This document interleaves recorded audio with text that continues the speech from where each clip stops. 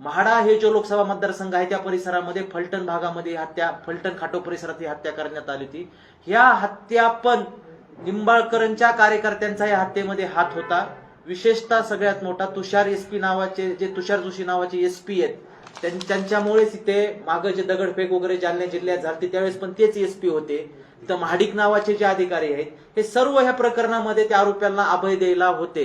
राहिला दुसरा प्रश्न विषय, आमची डॉक्टर भगिनी संपदाताई यांची हत्या झाली, आकस्मिक हत्या म्हणतात, कुणी म्हणतं आत्महत्या केली, आम्ही तर म्हणतो हत्याच केली त्यांची, ही शासन मान्य हत्या आहे। मुख्यमंत्री आलेत आणि त्यांना, मुख्यमंत्र्याला न्यायाधीश कुणी केलं, माझा हा प्रश्न आहे। मुख्यमंत्र्यांनी क्लीन चिट दिली आहे। अजून कितीतरी प्रकरणामध्ये माजी खासदार निंबाळकर यांचे प्रकरण पुढे येत आहेत, कितीतरी मुकदमला डांबून ठेवलंय, डावलून ठेवलंय, आणि तोपर्यंत राजकीय स्टेजवरून मुख्यमंत्री साहेब त्यांना क्लीन चिट देतात। हे महाराष्ट्रासाठी शोकांतिक आहे। महाराष्ट्र कुठेतरी अराजकतेकडे चाललाय असं दिसून येत आहे।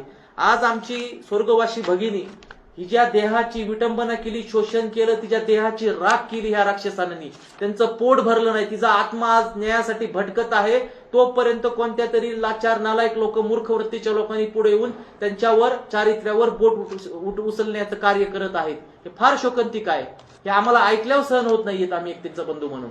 आणि आज त्या भगिनीची तुम्ही हत्या केली, त्याच्या कुटुंबाला न्याय नाहीये, त्याची डेड बॉडीचं पीएमचं काय केलं, काय रिपोर्ट अजून कुठे नाहीत, तोपर्यंत तिच्या आत्म्याला शांती नाही, तोपर्यंत तिच्या शरीराचं तर तुम्ही वाटोळ केलं, राख केली, आज तिच्या आत्म्यावर पण तुम्ही बोट उचलीत आहात। म्हणजे हा किती मूर्ख समाज आहे। पण नक्कीच मी प्रसार माध्यम हे लोकशाहीचं चौथं स्तंभ आहे। प्रसार माध्यमातून आणि महाराष्ट्राच्या सर्वसामान्य जनतेतून आमच्या भगिनीला न्याय मिळेल।